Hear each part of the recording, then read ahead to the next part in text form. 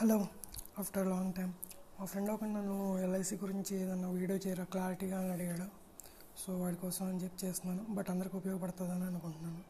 ఇంట్లో నాకు ఫుల్గా తెలియకపోవచ్చు, బట్ నాకు తెలిసి మొత్తం ఎంక్వైరీ చేయలేదు, కానీ నాకు తెలిసిన అమౌంట్ ఆఫ్ నాలెడ్జ్ అంతా మీకు ఇవ్వడానికి ట్రై చేస్తాను. ఓకే. దీంట్లో ఏదైనా తప్పు అనిపిస్తే మీరు కామెంట్ సెక్షన్లో దాన్ని మెన్షన్ చేసి ఏది కరెక్టో అది మీ యొక్క ఒపీనియన్ కూడా రాయండి. ఓకే. సో నాకు ఇదంతా నా నాలెడ్జ్ లాగా చెప్తున్నా. దీంట్లో తప్పులు ఉంటే రాయండి, అంతేగాని తప్పు ఉంది తీసే వీడియో తీసే అట్లాంటి సభలు మాత్రం నాకు సలహాలు ఇవ్వ అవసరం లేదు ఎవరు. Okay, ready. సో ఎల్ఐసి పాలసీలు ఎలా ఉంటాయంటే, ఇప్పుడు టర్మ్ ఇన్సూరెన్స్ అంటారు కదా, టర్మ్ ఇన్సూరెన్స్ లేదా ఇంకోటి ఏమో యూలిప్స్ అని ఉంటాయి. ఇప్పుడు ఫస్ట్ టర్మ్ ఇన్సూరెన్స్ గురించి తెలుసుకుందాం. ఎల్ఐసి పాలసీస్ ఏముంటాయంటే, టర్మ్ ఇన్సూరెన్స్ అంటే ఏంటంటే, మీరు ఒక టర్మ్కి ఒక 15 ఇయర్స్కి, ఈ 15 ఇయర్స్ ఒక లైఫ్ స్పాన్ని నేను ఇన్ష్యూర్ చేద్దాం అనుకుంటున్నా. అంటే ఓన్లీ ఆ యొక్క పీరియడ్ వరకు నేను ఇన్ష్యూర్ చేద్దాం అనుకుంటున్నా. సో దాన్ని ఆ టర్మ్ని ఇన్ష్యూర్ చేస్తున్నాం కాబట్టి దాన్ని టర్మ్ ఇన్సూరెన్స్ అంటారు. ఓకే. ఆ టర్మ్ ఇన్సూరెన్స్లో కూడా చాలా టైప్స్ ఉంటాయన్నమాట. One of the type is normal. బేసిక్గా ఏంటంటే, ఇప్పుడు ఓన్లీ నువ్వు ప్రీమియం కడుతూ ఉంటావు. ఈ టర్మ్ 15 ఇయర్స్ వరకు అని ఉందనుకో, 15 కాదు, ఒక 20 ఇయర్స్ పెట్టుకున్నావు అనుకో, 20 ఇయర్స్ వరకు నువ్వు ప్రీమియం కడుతూ ఉంటావు.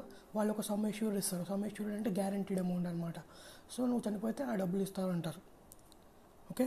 ఇప్పుడు వాటితో పాటు, ఆ బేసిక్తో పాటు కొన్ని చనిపోతే వచ్చేది కాకుండా మీకు యాడ్ ఆన్ ఫీచర్స్ అంటారు చూసావు, ఏదైనా కొంటున్నప్పుడు యాడ్ ఆన్ ఫీచర్స్. అలాగే ఈ యొక్క ప్లాన్కి కూడా ఇంకో ఫీచర్ ఉంటుంది, యాడ్ చేసుకోవచ్చు. అంటే ఆ ఫీచర్ సపరేట్గా రాదు, ఓన్లీ ఈ ప్లాన్ తీసుకుంటేనే ఇది కూడా యాడ్ అవుతుంది. అంటే ఇప్పుడు బేసిక్గా ఇన్సూరెన్స్ లైఫ్ కవర్ తీసుకున్నారు. సో దానికి ఈ క్రిటికల్ ఇల్నెస్ అని కొన్ని ఉంటాయి అనమాట. ఆ ప్లాన్ తీసుకున్న ఈ యొక్క ఇన్సూరెన్స్ లైఫ్ కవర్ తీసుకున్న దానికి క్రిటికల్ ఇల్నెస్ అంటే, ఇప్పుడు క్యాన్సర్ కానీ, హార్ట్ అటాక్ కానీ ఇలా వస్తున్నాయి అనుకో, వాటిని క్యూర్ చేయడానికి కూడా ముందే తీసుకోవచ్చు. అంటే చనిపోయే వరకు ఆగి ఆ అమౌంట్ తీసుకోవడం కాకుండా, ఈ పాలసీ అమౌంట్, ఈ లైఫ్ కవర్ తీసుకుంటున్నప్పుడే, ఆ టర్మ్ లైఫ్ ఇన్సూరెన్స్ది కవర్ తీసుకుంటున్నప్పుడే మీరు ఈ క్రిటికల్ ఇల్నెస్కి యాడ్ ఆన్స్ అన్నమాట. వీటిని టెక్నికల్ టర్మ్స్లో రైడర్స్ అంటారు, బట్ నేనైతే యాడ్ ఆన్ ఫీచర్స్ అంటాను ఈ ప్లాన్కి. అంటే వీటికి కూడా ఎక్స్ట్రా కవర్ తీసుకోవచ్చు అనమాట. సో మీరు 10,000 రూపాయలు ఇది ఒక్కదానికే కట్టుతారు. నార్మల్ బేసిక్గా ఉన్నప్పుడు దానికి 10,000. ఇప్పుడు మీరు ఇది కడుతున్నారు అనుకో క్రిటికల్ ఇల్నెస్కి, ఇంకొక 2,000 కలిపి ఉంటుంది. అంటే ఇప్పుడు ఈ యొక్క మీరు తీసుకున్న దీనికి కవర్ ఒక 40 lakhsది కవర్ తీసుకున్నారు. దీంట్లో కూడా 40 lakhs లైఫ్ కవరు. కాకపోతే ఇక్కడ క్రిటికల్ ఇల్నెస్కి ఒక 20 lakhs కూడా తీసుకుంటున్నట్టు అనమాట. అంటే 60 lakhs కవర్ తీసుకుంటున్నట్టు. సో మీ యొక్క ప్రీమియం అమౌంట్ కూడా 2,000 పెరుగుతుంది. అంత ఎక్కువ ఏమో పెరిగిపోవు, కానీ కొంచెం తక్కువ అమౌంట్. ఓకే. అంత ఎక్కువ అమౌంట్ ఏమి ఉండదు. వీటితో పోలిస్తే, ఏదైతే ఇన్సూరెన్స్ కవర్తో పోలిస్తే యాడ్ ఆన్ ఫీచర్లో ఉండే యొక్క ప్రీమియం అమౌంట్ తక్కువగానే ఉంటుంది, ఎందుకంటే కవర్ కూడా తక్కువే కాబట్టి కంపేర్డ్ టు దట్. సో ఇక్కడ క్రిటికల్ ఇల్నెస్ చనిపోకముందే, లేదంటే యాక్సిడెంట్ వల్ల చనిపోయారనుకో, ఇప్పుడు చనిపోతారని తెలుస్తున్నారు. ఎందుకు? అది ఇల్నెస్ వల్ల చనిపోతే, మెయిన్గా ఇన్సూరెన్స్ కవర్ తీసుకునేది మెయిన్గా ఇల్నెస్ వల్ల చనిపోతే నా ఫ్యామిలీ ఫ్యూచర్లో ఎటువంటి ఇబ్బంది కాకూడదని చెప్పి అలా తీసుకుంటారు. అదే ఒకవేళ మీరు ముందుగానే బైక్ యాక్సిడెంట్ వల్ల కానీ, కార్ యాక్సిడెంట్ వల్ల చనిపోయారనుకో, అప్పుడు మామూలుగా ఇల్నెస్ కోసం అని చెప్పి బేసిక్గా తీసుకున్నారు, ఇల్నెస్ వల్ల చనిపోతే. సో ఇప్పుడు దీనికి కూడా ఒక రైడర్ అంటారు. అంటే దీనికి కూడా ఇంకొక యాడ్ ఆన్ ఫీచర్. సో అక్కడ 10,000, దీనికి 2,000 కట్టారు కదా, ఇక్కడ ఇంకొక 1,000 రూపాయలు కానీ 2,000 కానీ వేసుకోండి. యాక్సిడెంట్ చనిపోవడం కాబట్టి, అది ఇల్నెస్ కాకుండా చనిపోవడం కాబట్టి 2,000 కంటే ఎక్కువ, అండ్ ఇన్సూరెన్స్ కవర్ కంటే తక్కువ. సో ఒక 5,000 వేసుకోండి. 10, 2, 5. ఓకే. మీకు టర్మ్ ఇన్సూరెన్స్ కవరు ఇలా వస్తుంది, లేదంటే ఈ రెండింటిని కలుపుకొని వస్తుంది, లేదంటే ఇది ప్లస్ యాక్సిడెంట్ది కలిపి వస్తుంది, లేదంటే ఇది బేసిక్ క్రిటికల్ ఇల్నెస్ ఇవి 3 కలిపిన హైబ్రిడ్ ప్లాన్ కూడా మీరు తీసుకోవచ్చు. ఓకే. ఇంకోటి term and return of premium. Term cover అంటే, ఇప్పుడు అది 20 years కానీ పెట్టుకున్నారనుకో లైఫ్ కవర్, అప్పుడు మీరు చనిపోకుండా అప్పుడు మీరు ఆ టర్మ్ అయిపోగానే మీకు చనిపోయిన కవర్తో పాటు మీ ప్రీమియం కూడా, చనిపోయారనుకో మీరు, ఆ కవర్తో పాటు ప్రీమియం కూడా తిరిగి వచ్చేస్తుంది అనమాట. ఎంతైతే కట్టారో అప్పటి వరకు అంత అమౌంట్ తిరిగి వస్తుంది. ఓకే. అదంతా మీకు బేసిక్గా చెప్పాను కదా. ఇప్పుడు ఒక్కొక్కటి 1 by 1 పాయింట్ వైజ్గా చూడండి. ఇప్పటివరకు చెప్పిన దాన్ని మళ్ళీ క్లారిటీగా చెప్తున్నాను. ఇప్పుడు ఒకవేళ చనిపోయారనుకో మీరు ఏదో ఒక టైంలో, అప్పుడు మీకు ఏమవుతుంది, సమ్ ఎంత అయితే ఇష్యూర్ చేశారో 40 lakhs అని చెప్పారు కదా, 40 lakhs ఎంతో అదంతా ఎష్యూరెన్స్ అంతా వచ్చేస్తుంది. ఇప్పుడు మీరు యాడ్ ఆన్ ఫీచర్స్ తీసుకున్నారు కదా, ఆ క్రిటికల్ ఫీచర్స్ అవి సపరేట్గా క్రిటికల్ ఫీచర్స్కి క్రిటికల్ ఇల్నెస్కి వాటికి అవి తీసుకున్నారు కదా, వాటి యొక్కది అండ్ ఈ పాలసీ అమౌంట్ ఉంది కదా, ఈ చనిపోయారు కాబట్టి డెత్ కవర్ వచ్చేస్తుంది. ఈ మధ్యలో ఇంకా యాక్సిడెంట్కి తీసుకున్నారు కదా కవర్, దానికి అండ్ ఈ పైన కట్టిన దానికి ప్రీమియం రెండింటికి కలిపి ఈ ఇల్నెస్ ఉంది చూసారా, క్రిటికల్ ఇల్నెస్, దానికి ఆల్రెడీ ఎటువంటి ఇప్పుడు హార్ట్ అటాక్ ఉంది, హార్ట్ అటాక్ డయాగ్నోస్ చేశారు, మీరు ట్రీట్మెంట్ తీసుకునే లోపల చనిపోయారనుకో, మీకు అక్కడ పాలసీ అమౌంట్ రాదు కదా. సో మీరు చనిపోయారంటే ఏంటి, ఈ యొక్క యాక్సిడెంట్ అయింది కదా అది వస్తుంది, ఈ పైది వస్తుంది. క్రిటికల్ ఇల్నెస్ది మీరు హాస్పిటల్లో ఉన్నప్పుడు మీకు ట్రీట్మెంట్కి 50 లక్షలు అట్లా ఖర్చు అవుతుంది అన్నారనుకో, చనిపోక ముందే ఆ 50 లక్షలు తెచ్చుకోవడానికి కవర్ అనమాట. ఇప్పుడు మీరు చనిపోయారనుకో ఇంకా 50 లక్షలతో పని ఉండదు కదా, ఇక్కడ అది సో అది రెండు కలిపి వస్తాయి అన్నమాట. అండ్ థర్డ్ కేసు తీసుకుంటే టర్మ్ రిటర్న్ ఆఫ్ ప్రీమియం తీసుకుంటే, మీరు చనిపోయారనుకో, మీ టర్మ్ ఎంతైతే పాలసీ అమౌంట్ ఉందో ఎష్యూర్డ్ చేసింది 40 lakhs అనుకో, ఆ 40 lakhs వస్తుంది. మీరు అప్పటివరకు కట్టిన ప్రీమియం అమౌంట్ ఉంటుంది కదా, ఆ ప్రీమియం అమౌంట్ అన్నీ కలిపేసి వస్తాయి అన్నమాట. ఒకవేళ మీరు మెచ్యూరిటీ అప్పుడు బతుకున్నారనుకో, చనిపోలేదనుకో, అప్పుడు ఏమవుతుంది, మీకు టర్మ్ ఇన్సూరెన్స్ని మీరు ఒక టర్మ్కే మీరు ఇన్సూర్ చేశారు, అర్థమవుతుందా, ఆ 20 years ఒక టర్మ్కి ఇన్సూర్ చేశారు. ఆ టర్మ్ ఇన్సూర్ తర్వాత కూడా మీరు బతుకున్నారనుకో, ఇంకా ఎల్ఐసికి దానికి లైబిలిటీ లేదు. సో మీరు బతుకుంటే మీరు ఏం అమౌంట్ రాదు, ఫస్ట్ కేసులో రాదు, సెకండ్ కేసులోనూ రాదు. థర్డ్ కేసు ఉంది చూసారా, రిటర్న్ ఆఫ్ ప్రీమియం, దాంట్లో టర్మ్ కవర్ ఉంది చూసారా, ఆ టర్మ్ కవర్కి మాత్రం రాదు, బట్ ప్రీమియం అమౌంట్ ఉంది కదా, టర్మ్ ప్లస్ రిటర్న్ ఆఫ్ ప్రీమియమే కదా మీరు సెలెక్ట్ చేసుకున్న ప్లాన్. సో ఆ రిటర్న్ ఆఫ్ ప్రీమియం ఉంది కదా, ఆ ప్రీమియంని మాత్రం తీసేసుకోవచ్చు, అర్థమవుతుందా. ఫస్ట్ చనిపోతే ఎలా, బతుకుంటే ఎలా. ఇంకోటి, మీరు ఇప్పుడు ఒక పాలసీ అమౌంట్ ఉంటుంది, మీరు ఎందుకు తీసుకుంటున్నారు మీ పాలసీ, మీ ఫ్యూచర్లో కిడ్స్ ఎవరో ఒకరు ఉన్నారు. సపోజ్ ఒక ఎగ్జాంపుల్ తీసుకోండి, ఇప్పుడు మీ ఫ్యామిలీలో గొడవలు వచ్చేసినాయి, మీ ఫ్యామిలీ విడిపోయారు, అప్పుడు మీరు విడిపోతే మీరేం చేస్తారు, ఆయనకి నేను ఇన్సూరెన్స్ కవర్ ఇవ్వకూడదు అనుకుంటాను నేను, ఓకే. అప్పుడు నేనేం చేస్తాను, నేను వాళ్ళకి ఇన్సూరెన్స్ అంతవరకు వెయిట్ చేయకుండా నాకు ఆ అమౌంట్ నాకు ముందే వచ్చేస్తే నాకు యూస్ చేసుకుంటాను, వాళ్ళకి ఇవ్వకుండా అని నాకు థాట్ వచ్చింది. అప్పుడు నేనేం చేస్తాను, ఆ ఇన్సూరెన్స్ కంపెనీ దగ్గరికి వెళ్ళి సరెండర్ చేస్తాను. నేను సరెండర్ చేయొచ్చా, ఎస్. ఇప్పుడు సరెండర్ చేశారనుకో, మీరు ఆ పాలసీని డిస్కంటిన్యూ చేస్తున్నట్టు కదా, ఆ డిస్కంటిన్యూ చేస్తున్నారు కదా పాలసీని. సో ఆ డిస్కంటిన్యూ చేస్తున్నందుకు డిస్కంటిన్యూ ఛార్జెస్ కూడా పడి అప్పుడు మీరు ఆ పాలసీ అమౌంట్ని సరెండర్ చేయొచ్చు అనమాట. సో అప్పటి వరకు ముందుకు వచ్చేస్తుంది అది పాలసీ అమౌంట్, మెచ్యూరిటీ దాకా వెయిట్ చేయకుండా ముందుగానే తీసేసుకోవచ్చు. సో ఒకవేళ మీరు 5 years తర్వాత మీరు 5 years ప్రీమియం కట్టి ఆ తర్వాత సరెండర్ చేస్తున్నారనుకో, మీకు సరెండర్ ఎగ్జిట్ అయిపోతున్నారు కదా ఆ పాలసీ అమౌంట్ నుంచి, ఆ టర్మ్ నుంచి, అక్కడ ఎగ్జిట్ ఛార్జెస్ ఏం పడవు అనమాట టర్మ్ ఇన్సూరెన్స్లో. సో ఇప్పుడు మీరు ఒకవేళ సరెండర్ చేస్తున్నారంటే ఏంటి, మీరు ఆ టర్మ్ అయ్యేదాకా మీ ప్రీమియం కట్టలేదని. సో మీకు ఎప్పుడైతే కవర్ ఉంటుంది చూస్తా, లైఫ్ కవర్ అక్కడక్కడతో ఆగిపోతుంది. అంటే మీరు ఇంతవరకు కట్టిన ప్రీమియం అంతా వేస్ట్. ఇక మీరు చనిపోతే ప్రీమియం వచ్చింది, ఇక బతుకున్నారనుకో కట్టిన ప్రీమియం అంతా ఇక్కడ కూడా వేస్ట్ టిల్ మెచ్యూరిటీ. ఇక్కడ కూడా ముందే సరెండర్ చేశారనుకో, ఫస్ట్ 2 కేసెస్లో కూడా మొత్తం అంతా వేస్ట్, అంటే మీకు కట్టిందంతా పోతుంది. థర్డ్ కేసు ఒక స్పెషల్ అనమాట. స్పెషల్ కేసు ఏంటంటే, మీరు ఇక్కడ term and return on premium కట్టుకున్నారు కదా, అంటే ఏంటి, మీరు ఇప్పటివరకు కట్టిన ప్రీమియం కూడా తిరిగి ఇవ్వాలి. కాకపోతే మీరు సరెండర్ చేశారు కాబట్టి మీకు టర్మ్ ఇన్సూరెన్స్ ఏదైతే ఉందో ఆ కవర్ అమౌంట్ రాదు. సో మీకు రావాల్సిందేంటి, ఇప్పటివరకు కట్టిన ప్రీమియంలో అమౌంట్ రావాలి. సో వాళ్ళు ఏం చేస్తారంటే, సరెండర్ ఫ్యాక్టర్ అని ఒకటి ఉంటుంది అనమాట. ఇన్సూరెన్స్ కంపెనీ వాళ్ళ ఒక మెథడ్, ఏదో క్యాల్కులేటెడ్ మెథడ్ ఉంటుంది. సరెండర్ ఫ్యాక్టర్ ఒక 30% వచ్చింది అనుకోండి, ఓకే. ఇప్పుడు వరకు 30% వచ్చింది అనుకో సరెండర్ ఫ్యాక్టర్. ఇప్పుడు వరకు మీరు మూడు ప్రీమియమ్స్ కట్టారు, 10,000 30,000 వచ్చింది కదా, 30,000లో 30% వేసి చేస్తారనమాట. అంటే మీకు 30% అంటే 9,000 మాత్రమే మీకు సరెండర్గా వాల్యూ వస్తుంది, తిరిగి వస్తుంది ఆ ప్రీమియం అమౌంట్లోంచి. ఆ ప్రీమియం అమౌంట్లో కూడా మీరు కొన్ని ప్రీమియమ్స్ యాడ్ ఆన్ తిరిగి రావు, రిఫండ్ అవ్వవు. అంటే ఇప్పుడు మీరు 10,000 30,000 కట్టారు కదా, ఆ 30,000లో ఒక్కొక్క 10,000 కట్టిన దాంట్లో 2,000 క్రిటికల్ ఇల్నెస్కి అట్లా యాడ్ ఆన్ బెనిఫిట్స్ ఉన్నాయి చూసారా, వాటికి కట్టిన అమౌంట్ అనమాట.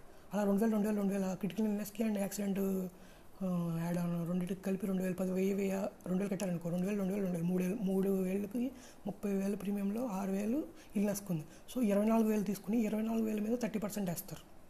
అర్థమైందా? అంటే 7.2K అది మాత్రమే మీకు రిఫండ్ వస్తుంది. అర్థమైందా మీకు? సో ఒక టర్మ్ ఇన్సూరెన్స్లో మీరు ముందుగానే సరెండర్ చేస్తే ఆ ఫస్ట్ రెండింటిలో అయితే మీకు ఏ అమౌంట్ రాదు. ఎందుకంటే మీరు కవర్ని అప్పటి వరకు ఇన్సూర్ చేసిన దాన్ని చివరిదాకా ఉంచలేదు, ముందుగానే తీసేస్తున్నారు కాబట్టి మీకు ఇంకా అది దాని నుంచి ఎగ్జిట్ అయినట్టు. దీంట్లో కూడా ఎగ్జిట్ అయినట్టు థర్డ్ కేసులో కవర్ పాయింట్ ఆఫ్ వ్యూలో. బట్ అక్కడ ఇది ఉంది కదా రిటర్న్, ఆ రిటర్న్ ఫుల్ అమౌంట్ రాదు కదా. మీ ఫుల్ అమౌంట్ చివరిదాకా ఉంటే మీకు ఫుల్ అమౌంట్ ఇస్తారు రిటర్న్. ఇప్పుడు మీరు ముందుగానే ఎగ్జిట్ అయిపోయారు కాబట్టి సరెండర్ వాల్యూ కూడా తగ్గుతుంది అనమాట. ఈ సరెండర్ వాల్యూలో కూడా కొన్ని ఉంటాయి, guaranteed surrender value, special surrender value, అదంతా అవసరం లేదు, జనరల్గా నేర్చుకోండి. గ్యారంటీ సరెండర్ వాల్యూ ఇది ఎట్లా అంటే ఒక ఇన్సూరెన్స్ కంపెనీకి వేరీ అవుతుంది. అందుకని నేను ఇక్కడ జనరల్గా చెప్తున్నాను కాబట్టి మీకు ఇక్కడ అది అవసరం లేదు. మీరు ఆ పాలసీ తీసుకున్నప్పుడు మీకు తెలుస్తుంది, అప్పుడు మీరు దాంట్లో చూసుకోవచ్చు. ఇక్కడ మీకు 2 టైప్స్ అని చెప్పా కదా, ఒకటి టర్మ్ అండ్ యూలిప్ అంటే ఇంకోటి కూడా తీసుకోండి. అంటే సెకండ్ కేసు లాగా దీనికి కంటిన్యూషన్ లాగానే టర్మ్కి, కాకపోతే ఇది ఒక స్పెషల్ కేసు లాగా తీసుకోండి. పర్మనెంట్ లైఫ్ కవర్ అంటారు. అంటే ఇప్పుడు మీరు ఒక టర్మ్కి తీసుకోలేదు, జీవితాంతం ఎప్పుడు చనిపోతే అప్పుడు. అర్థమైందా? మీరు ఒక టర్మ్కి తీసుకోకుండా కట్టుకుంటూనే ఉన్నారు ప్రీమియం. అంటే మీరు ప్రీమియం జీవితాంతం కడుతూనే ఉండాలి. మీరు ఎప్పుడైతే ప్రీమియం కట్టడం ఆపేస్తారో, అంటే ఇప్పుడు కంటిన్యూస్గా 3 టర్మ్స్ కట్టడం ఆపేస్తారనుకో ప్రీమియం, మీకు ఆ రిస్క్ కవర్ని ఆపేస్తున్నామని చెప్తారనమాట వాళ్ళు. సో మీరు జీవితాంతం కడుతూనే ఉంటారనమాట. గ్యాప్ కంటిన్యూస్గా 3 టైమ్స్ మీరు కట్టకుండా ఉంటే ఆ పాలసీ అమౌంట్ ఆగిపోద్ది, ఆ పాలసీ ప్లాన్ ఆగిపోద్ది. సో మీరు జీవితాంతం కడుతూనే ఉంటే ఆ కవర్ కూడా ఎలా ఉంటుంది అనమాట. సో పర్మనెంట్ లైఫ్ ఇన్ కవర్కి టర్మ్కి డిఫరెన్స్ ఏంటంటే, టర్మ్లో ఒక పర్టికులర్ టర్మ్కి నువ్వు ఇన్సూర్ చేస్తున్నావు, ఇక్కడ పర్మనెంట్ లైఫ్కి ఇన్సూర్ చేస్తున్నావు.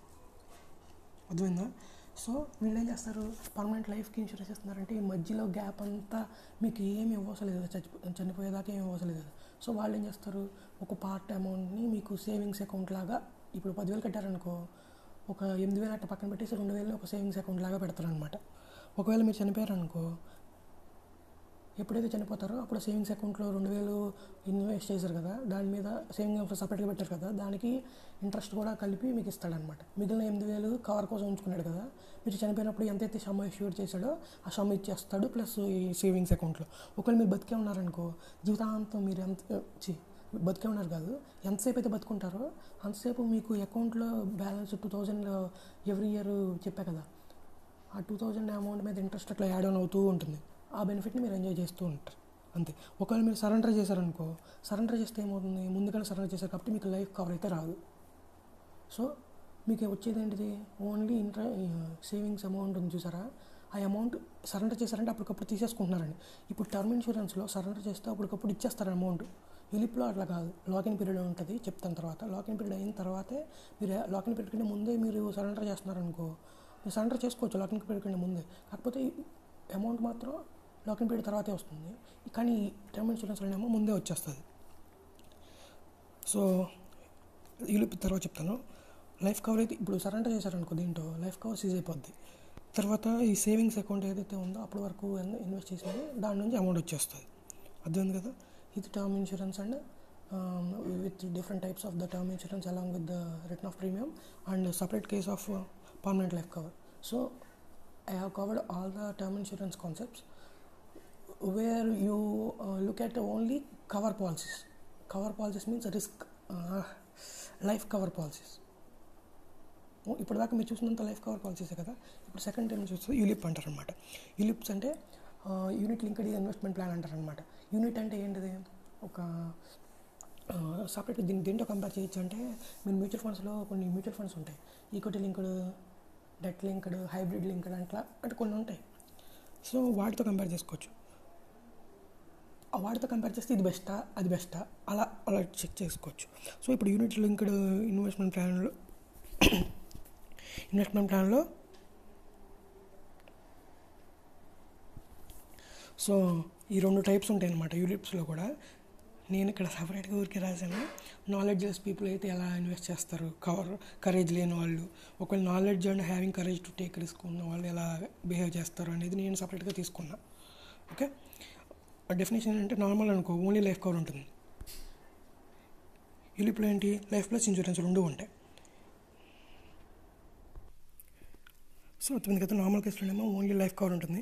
యూలిప్స్ ఉంటాయి కదా, యూలిప్లో ఏం చేస్తారంటే మీరు లైఫ్ కవర్ తీసుకోవచ్చు, వాటితో పాటు ఇన్వెస్ట్మెంట్ కూడా చేస్తారంటే ఇప్పుడు మీరు ఒక 10,000 రూపాయలు ప్రీమియం పే చేశారనుకో, దాంట్లో ఒక 2,000 రూపీస్ని లైఫ్ కవర్ కోసం ఉంచుకుని 8,000 రూపీస్ని మీకు ఇన్వెస్ట్మెంట్ చేస్తారనమాట. సో దాంట్లో మీకు ఇది ఎట్లా ఉంటుందంటే బాగా ఫ్లెక్సిబుల్ అనమాట యూలిప్. ఇప్పుడు మీ వాళ్ళు ఏమని చెప్తారంటే యూలిప్ స్కీమ్ అనౌన్స్ చేశారు, అప్పుడు మీరేం చేస్తారు, దాంట్లో ఆ సమ్ ఇష్యూడ్ అంతా కూడా మీరే చూస్ చేసుకోవచ్చు. అంటే ఇప్పుడు మీరు టర్మ్ ఇన్సూరెన్స్ తీసుకున్నారు చూసారా, ఆ టర్మ్ పాలసీల్లో ఇప్పుడు చూడండి, ఇక్కడ టర్మ్ ఉంది చూసారా, ఈ టర్మ్ది ఇప్పుడు మీరు కొన్ని ఎట్లా చెప్పాలి, ఇప్పుడు పాలసీ బజార్ ఏదో ఉంది కదా, ఇది యాడ్ వస్తుంది, దాంట్లో ₹1,00,00,000 ఇన్సూరెన్సు, ₹1,00,00,000 లైఫ్ కవరు, ప్రీమియం మాత్రం తక్కువే అని ఉంటుంది. అర్థమైందా అది ఎందుకో? మీరు బతికే ఉన్నారనుకో, అప్పుడు టర్మ్ అయ్యేదాకా మీకేం రావు కదా, సో అందుకని అక్కడ అమౌంట్ తక్కువ చేస్తారు. సో మీకు ఎట్లాంటి బెనిఫిట్ బతుకుంటే ఆ బెనిఫిట్ రాదు, ₹1,00,00,000 బెనిఫిట్ రాదు, ఇప్పుడు దాకా కట్టిన ప్రీమియం అంతా వేస్ట్ అయిపోతుంది కదా. సో దాని యొక్క మైండ్ని దృష్టిలో పెట్టుకుని ఇక్కడ లైఫ్ కవర్ ప్రీమియం అమౌంట్ తక్కువ ఉంటుంది. ఎక్కడ బేసిక్లో కానీ ఈ రెండిట్లో కానీ. ఇక్కడ term and return of premium ఉంది. రిటర్న్ ఆఫ్ ప్రీమియం కూడా తిరిగి ఇస్తున్నాడంటే ఇన్సూరెన్స్ కంపెనీ వాడికి లాస్ కదా కొంచెం. సో ఈ రెండిట్లోనేమో తక్కువ ఉంటుంది. అంటే ఎట్లా ఉంటుందంటే వెరీ చీప్గా ఉంటుంది అనమాట, 450 అట్లా ఉంటుంది, చాలా తక్కువ అమౌంట్ ఉంటుంది. ఎందుకంటే మీరు లైఫ్ లాంగ్ ఆ టర్మ్ అంతా కడుతూనే ఉంటారు కాబట్టి. ఇది కూడా టర్మే, బట్ దీంట్లో రిటర్న్ ఆఫ్ ప్రీమియం కూడా రిటర్న్ చేస్తున్నాడు.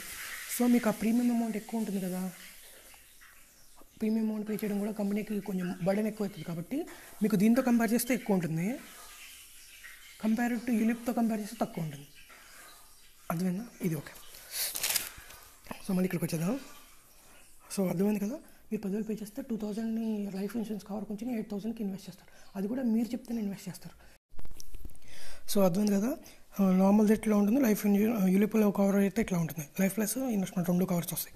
ఇప్పుడు మెచ్యూరిటీ వచ్చింది, మీరు ఒక్కొక్క 20 ఇయర్స్కి ఈ యూలిప్కి ప్రీమియం కడుతూ ఉన్నారు, వాళ్ళు అట్లా సెగ్రిగేట్ చేసి ఇన్వెస్ట్ చేస్తూ ఉన్నారు.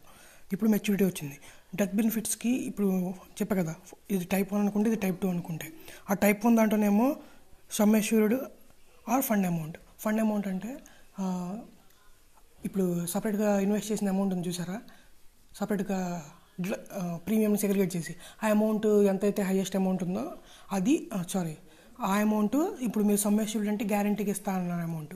ఇప్పుడు 10,000 ఇట్లా కట్టుకుంటూ వెళ్తే మీకు సమ్ అష్యూర్డ్ 10,000 రూపాయలని మీ ప్రీమియం కట్టుకుంటూ వెళ్తే దాంట్లో 2,000 ఏమో కవర్కి ఉంచి 8,000 ఏమో ఇన్వెస్ట్మెంట్ చేసి మీకు కవర్ 20 lakhsకి అని చెప్పారు. సో మీకు ఆ 20 lakhs కవర్ సమ్ ఎంతైతే అష్యూర్ చేశారో ఆ సమ్ అష్యూర్డ్ లేదంటే 8,000 ఇట్లా ఇన్వెస్ట్ చేస్తూ ఉన్నారు. అది టర్మ్ అయిపోయే టైంకి మీకు 20 లక్షల కంటే ఎక్కువ 30 లక్షలు అయిందనుకో, విచ్ ఎవర్ ఈజ్ హయ్యర్ మీకు ఇస్తారు. అంటే 30 లక్షలు 20 లక్షలు విచ్ ఎవర్ ఈజ్ హయ్యర్ మీకు ఇస్తారు.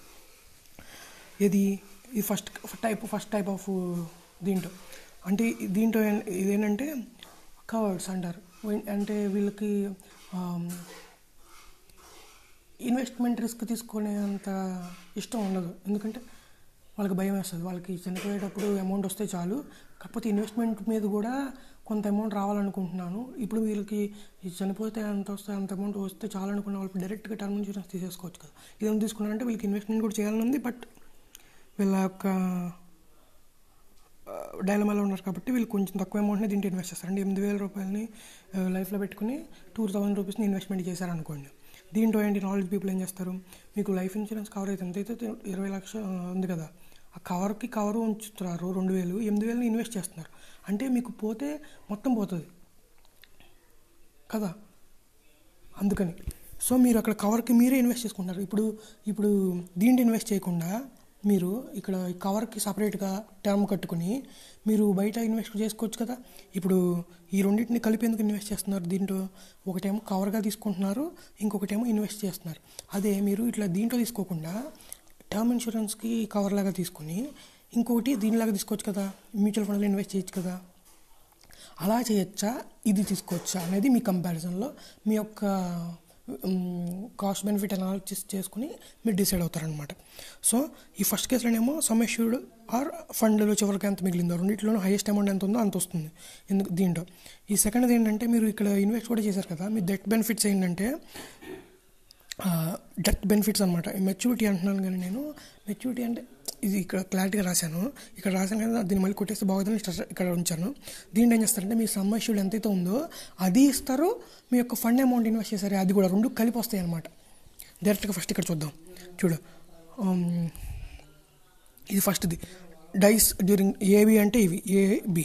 ఒకవేళ మీరు చనిపోయారనుకో, ఈ 10-20 ఏళ్ళు ప్రీమియం కడుతూ ఉన్నారు కదా, దాంట్లో మీరు చనిపోయారనుకో, చనిపోయేటప్పుడు అప్పటి వరకు ఫండ్ అమౌంట్ ఇన్వెస్ట్ చేస్తూ ఉంటారు, దాంట్లో ఇంట్రెస్ట్ వస్తూ ఉంటుంది కదా, రిటర్న్ వస్తూ ఉంటుంది కదా, ఈక్విటీలో ఇన్వెస్ట్ చేశారు.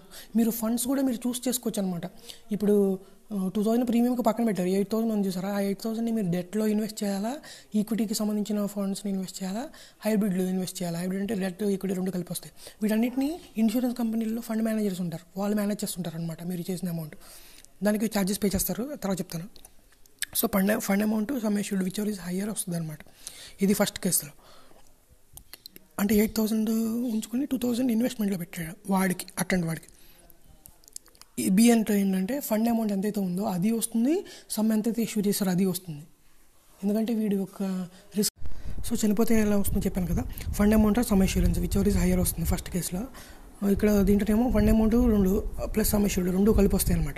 ఇప్పుడు చనిపోయినప్పుడు ఒకవేళ మీరు చనిపోలేదు అనుకో, టర్మ్ చివరి దాకా అయిపోయింది కానీ మీరు చనిపోలేదు, టర్మ్ అయితే ఏమైంది, క్యాన్సిల్ అయిపోద్ది కదా. మీకు చనిపోకపోతే ఏం చేస్తారు, ఆ ప్రీమియం అంత కట్టిందో అంత వేస్ట్ అయిపోతుంది, మీకు కవర్ కూడా రాదు. సో అలాగే ఫండ్ అక్కడ దాంట్లో డెత్ బెనిఫిట్స్ వచ్చేది ఓన్లీ 2 వస్తాయి. ఫండ్ అమౌంట్ వస్తుంది, డెత్లోంచి రాదు, ఫండ్ అమౌంట్ ఓన్లీ వస్తుంది. కాకపోతే ఏలో కూడా ఇన్వెస్ట్ చేశాడు కదా, దాంట్లో తక్కువ రిటర్న్ వస్తుంది ఫండ్ అమౌంట్లో. దీంట్లోనేమో హై రిస్క్ మీద ఇన్వెస్ట్ చేశారు కాబట్టి హై రిటర్న్ వస్తుంది. అర్థమైందా? చనిపోతేనేమో విచ్ ఎవర్ ఈజ్ హైయర్ వస్తుంది ఫస్ట్ కేసులో, దీంట్లోనేమో 2 వస్తాయి. దీంట్లోనేమో ఫండ్ అమౌంట్ ఒకటే వస్తుంది మెచ్యూరిటీలో బతికే ఉన్నప్పుడు, ఎందుకంటే కవర్ అయిపోద్ది కదా, ఆ అమౌంట్ రాదు. ప్లస్ ఈ ఫండ్ అమౌంట్ ఇన్వెస్ట్ చేస్తారో అది వస్తుంది. ఇక్కడ ఇది మర్చిపో. ఇక్కడ మీరు ఈ కేసు తీసుకుంటే దీంట్లో కంటే దీంట్లో రిస్క్ ఎక్కువ ఉంటుంది కదా, సో దీనికి ప్రీమియం ఎక్కువ ఉంటుంది. అదే ఇక్కడ చెప్పాను. ఎప్పుడైతే లైఫ్ ఇట్లా పెరుగుతూ ఉంది అనుకో, లైఫ్ పెరుగుతూ ఉంది, సో మీ యొక్క ఫండ్ వాల్యూ పెరుగుతూ ఉంటుంది కదా, మీ ఫండ్ వాల్యూ కూడా దాంట్లో ఎక్కడైతే ఇన్వెస్ట్ చేశారో 10 లక్షలు మీరు ఎంతైతే ప్రీమియం 10,000 కట్టారో అది ఇన్వెస్ట్ చేస్తూ ఉంటారు. మీ ప్రీమియం పెరుగుతూ ఉంటే ఎవ్రీ ఇయర్ మీరు కడుతూ ఉంటే దాన్ని ఇన్వెస్ట్ చేస్తూ ఉంటే దానికి రిటర్న్స్ కూడా పెరుగుతూ ఉంటాయి.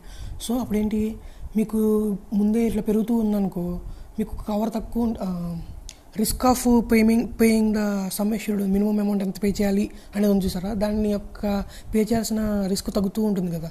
ఎందుకంటే మీరు ఇన్వెస్ట్మెంట్ చేసిన అమౌంట్ పే చేస్తే చాలు, ఇంకా రిస్క్ పెరుగుతూ ఉంది కాబట్టి అది ఖచ్చితంగా అష్యూర్డ్ కంటే పెరిగిపోద్ది, అది ఒకటి పే చేస్తే సరిపోతుంది అనుకుంటారు.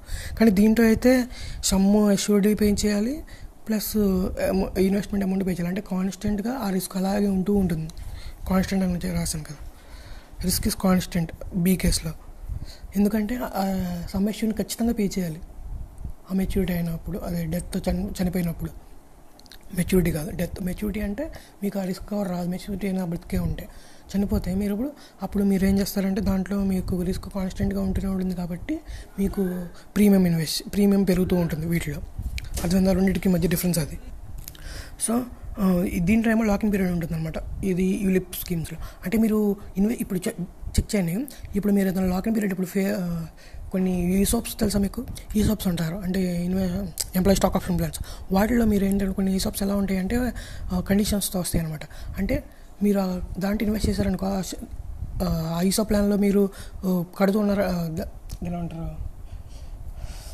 మీరు ఎక్సర్సైజ్ చేశారనుకో ఆ ప్లాన్ని, ఎక్సర్సైజ్ చేసిన తర్వాత మీకు ప్లాన్ వస్తుంది చూసారా, దాన్ని 3 ఏళ్ల పాటు మీరు అమ్మకూడదు, అట్లా ఉంటుంది అనమాట.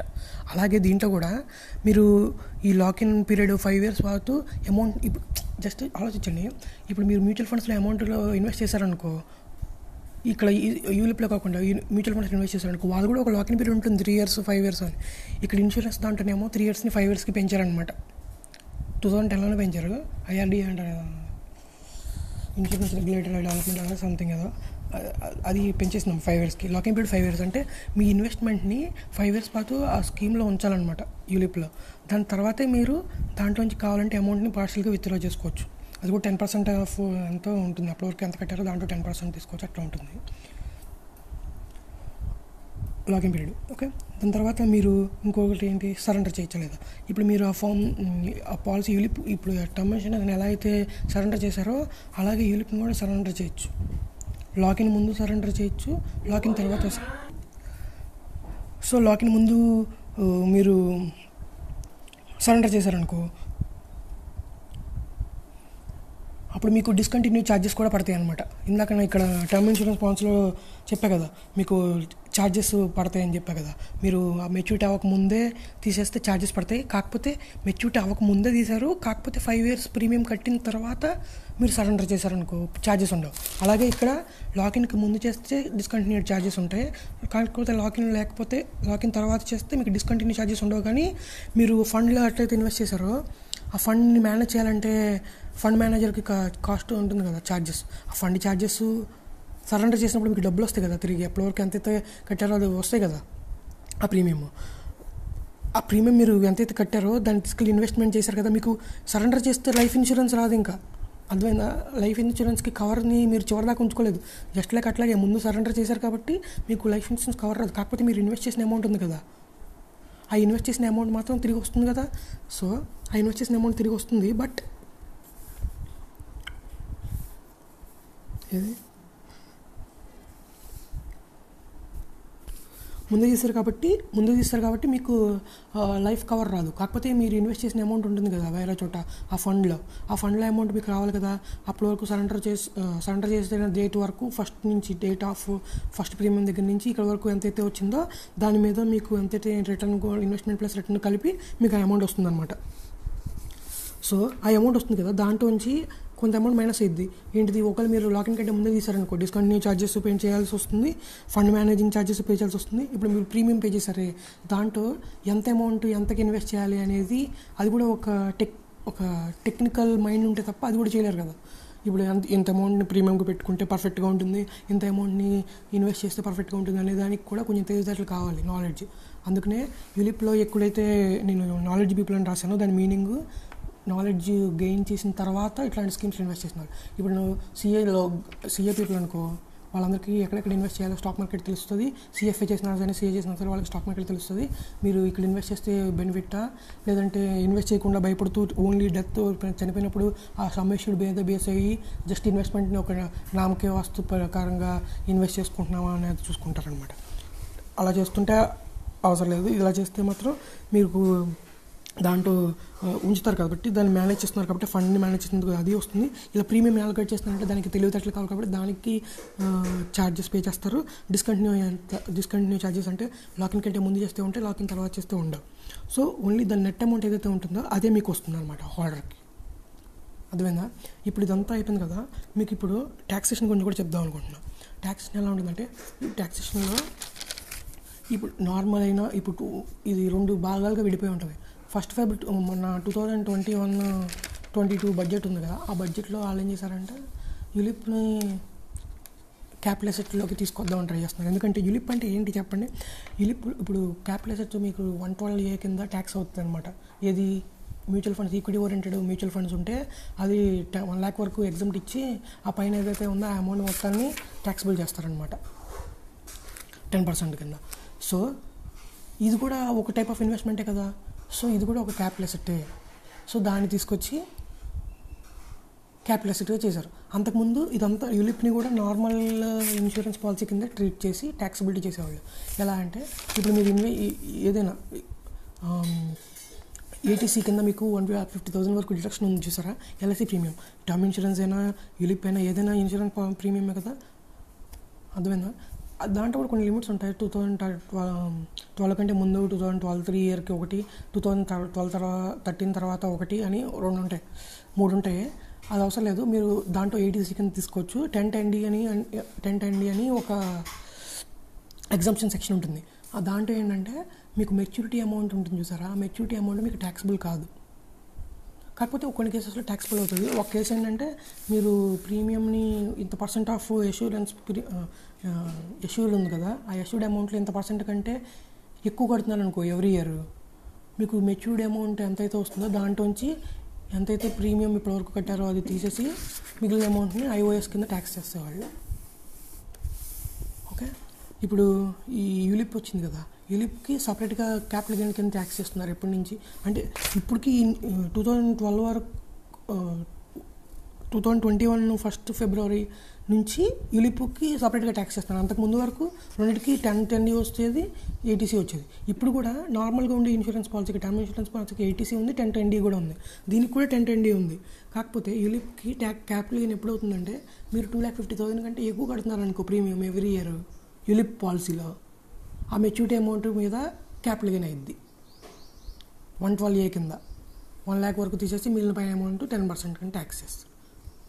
సో అలా ట్యాక్స్ చేస్తారు, అంతే, ఎంతకని చేయలేదు.